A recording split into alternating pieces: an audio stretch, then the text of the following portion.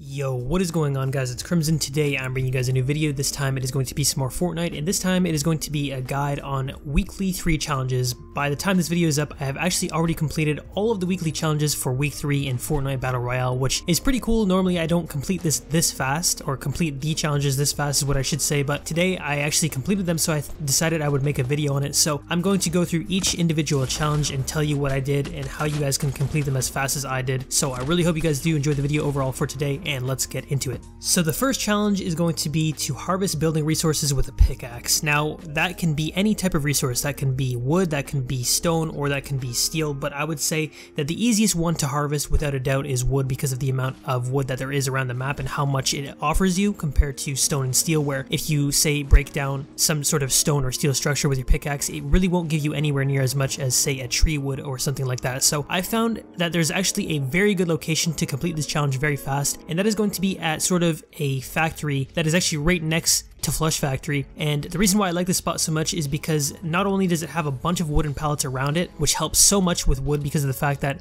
if you break down those wooden pallets and you hit each blue radar, or I should say each blue target, when you're hitting those wooden pallets you'll get a ton of wood. Also, it offers you a ton of great loot as well, whereas say you could go to Wailing Woods, which is actually another great spot to complete this challenge because of the amount of trees that are there, but Wailing Woods really doesn't offer you very much great loot at all. So basically you're just going to go there, break a couple of trees, and then you're either going to come out with not very much at all, or you're going to die, and it's sort of just detrimental to go there. So that's why I like this junkyard, or sort of this factory location, the most, because there are so many wooden pallets around, really quite a few. There's a ton of chests, quite a few shields, and overall it's just a really great spot to harvest all of your building materials. So definitely use this location to complete this challenge. So this next one is actually going to be very easy, and that is going to be to deal damage with a suppressed weapon to opponents. And the reason why this one is actually so easy in my opinion is because of the fact that the silenced submachine gun is actually quite common out of chests. So really look around for chests, and you guys will usually at least maybe once here or there get a silenced submachine gun out of there. If not, maybe just look around and hopefully you'll find yourself a silenced pistol or something like that. I do believe those are the only 2 suppressed weapons in the game as of right now, the silenced pistol and the silenced SMG. So I managed to find myself a silenced SMG out of a chest, and really it's super easy. Honestly, the silenced SMG kind of acts like an assault rifle in a way, but obviously you want to use it more at medium to close range, and they're really not the strongest. Thankfully in this gameplay I was actually able to pick up the rarest version of the silenced SMG, which is the blue colored SMG, so I was able to actually, do some decent amount of damage with them. But if you have a white silenced submachine gun, just be aware of the fact that you're not going to be doing a whole lot of damage, so maybe just try to play strategically with the silenced SMG. And other than that, that challenge right there is really easy. So just look in chests to find yourself a silenced SMG, or maybe even a silenced pistol, and good luck with that challenge. Now this next one is going to be for you to search chests in Junk Junction 7 to be exact, and I'm not entirely sure where every single chest is in Junk Junction, and I don't believe you can actually go up to the llama either and search chests in the llama either, because I don't think it'll actually count just because you're too far away from Junk Junction. So I do believe you have to actually get all of them in the actual location of Junk Junction, but I was able to find myself quite a few,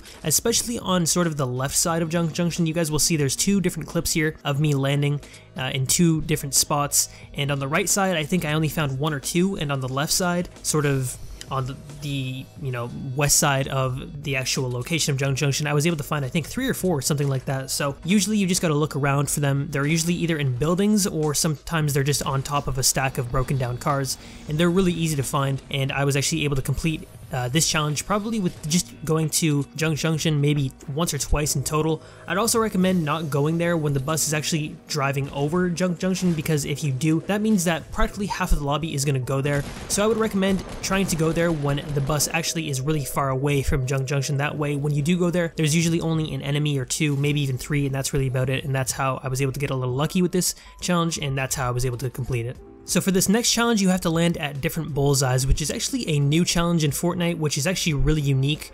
And there are quite a few targets around the map. There's actually 7 that need to be landed on, but there are actually way more than 7. I do believe there's probably at least 20 or 30, because you guys will see in some of these clips there's clearly 4 or 5 visible targets to land on, so all you need to do is land on 7 of those, but you need to land on top of them. You can't land to the side of them or anything like that. I actually failed one because of the fact that I slightly landed under it, and you need to land on them. Say if they're on a roof, you need to land on that roof before I do believe the roof gets broken. I'm not entirely sure, but I was landing on one, and then the roof ended up breaking, and then I didn't actually get the target completed, which was kind of unfortunate. And I do also believe you had to complete the match, so you can't just land on a target and then leave. I do believe you have to land on the target, and then say you don't want to play the match out, you can just fall off the map, and that's what worked for me. So really, this is probably the easiest one out of all of them. Just jump out really anywhere on the map and you'll see actually quite a few in the sky and just land on top of those. So this next one is going to be to follow the treasure map found in Snobby Shores, and it says that it's hard, but in reality this one is actually really easy. Now there are actually more than 2 locations of the treasure map, or at least more than one is what I should say,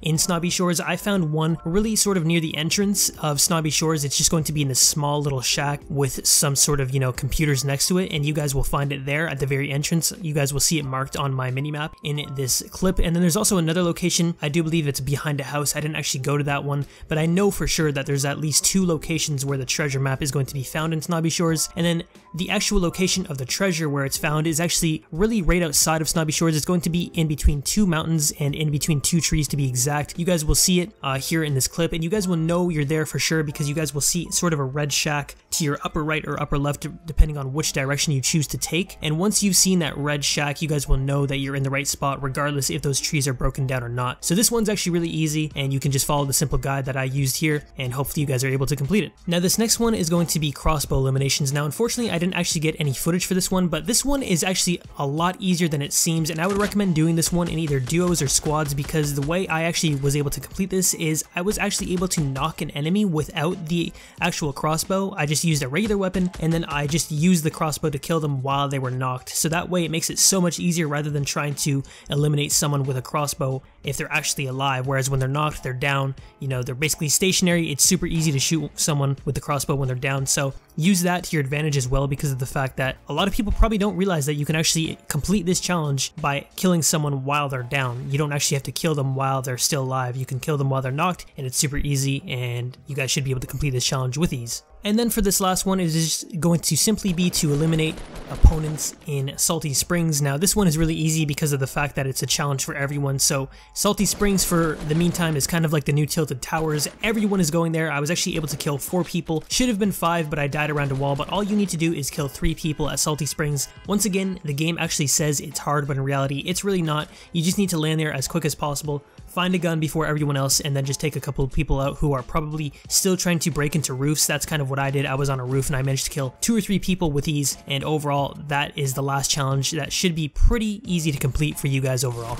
So that is going to be it for the week 3 challenges within Fortnite Battle Royale. Let me know if you guys enjoyed this video. I've never really made a video like it before. Also let me know if you guys enjoyed the fact that I included all of the challenges in one rather than making separate videos for each challenge. I think that this was a more suitable video for myself, so I definitely think that overall this was a good video to make. And if you guys would like to see more of these when it comes to the future challenges, definitely let me know, because I plan on completing them as quick as possible. And other than that, I hope you guys enjoyed the video for today. If you guys did, definitely be sure to leave a like, and I am out.